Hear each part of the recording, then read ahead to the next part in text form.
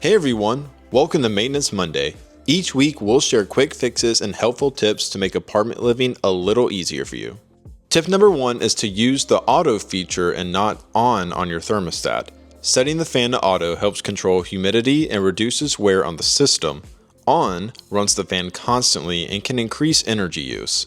Tip number 2. When using the heat for the very first time in a while on your thermostat, it's very normal to have a slight burning smell come from the vents. Tip number 3 is to set it and leave it. Constantly adjusting the thermostat makes the system work a lot harder. Pick a comfortable temperature and let it do its job.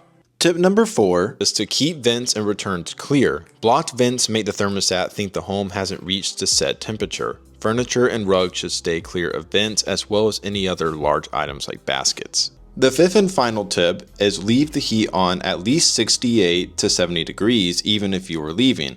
When it's really hot, don't turn it on too low. Your apartment is not going to get that low and it will overwork your system. Thanks for watching. Let us know in the comments if any of these tips helped you guys. See you in the next one.